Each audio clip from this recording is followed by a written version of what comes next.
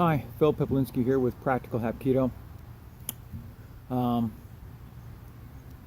This episode here is about my favorite firearm right here, and it's my everyday carry, my Sig P320 that I've had since March. Now, in this case, since March to the end of October, an 8-month stretch, I have not cleaned this gun, not one time. Not one time. I keep throwing oil into it to keep things lubed up, but I've never cleaned it in that entire time. And in that time, I've kept a training log.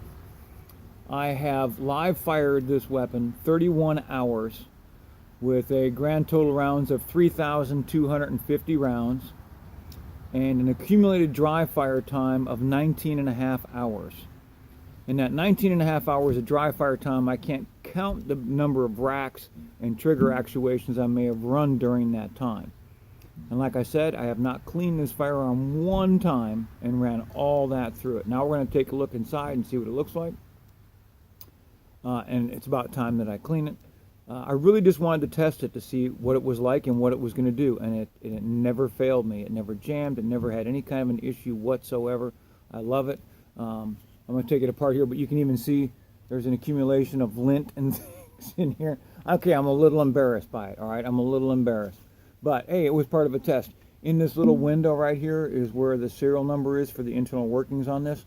It's usually a shiny silver color. As you can see, it's black. It requires some cleaning. So let's take a look at what's inside this thing here.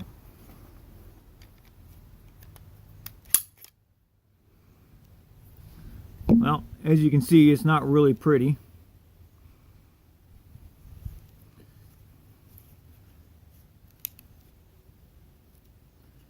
If I can get this out naturally.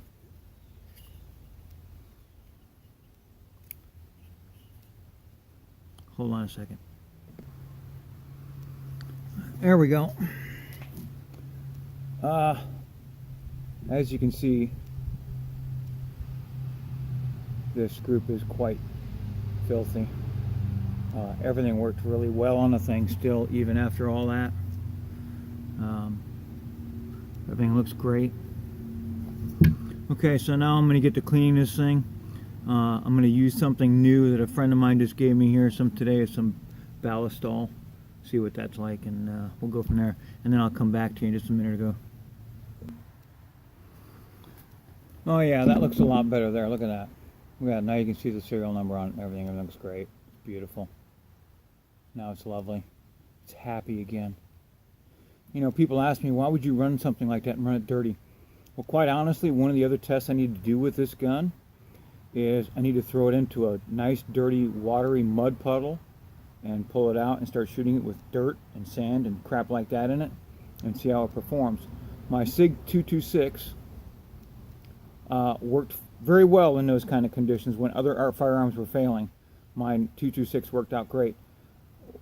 One of the reasons for that is, is when things are new, their tolerances are very tight. So you get the littlest bit of crap in there and now things aren't going to work right.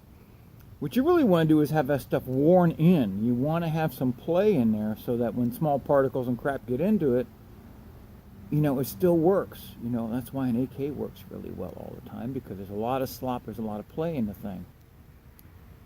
So, there you go. Now, some people might say, well, how can you make this on a Hapkido video? This is obviously not Hapkido. I said, well, it isn't. What is Hapkido? Isn't Hapkido a bit of an eclectic art? Depending on the teacher. Our weapon in Practical Hapkido, this is one of our weapons. It's a firearm. You need to learn how to use properly, safely, firearms. If you're going to learn disarms and things like that, it stands to reason you ought to know something about the gun, right? I'm just saying. We'll be back in a second. We'll finish this up.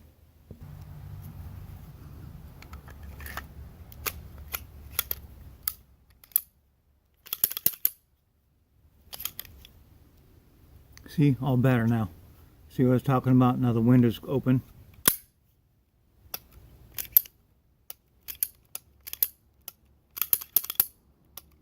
Beautiful, beautiful.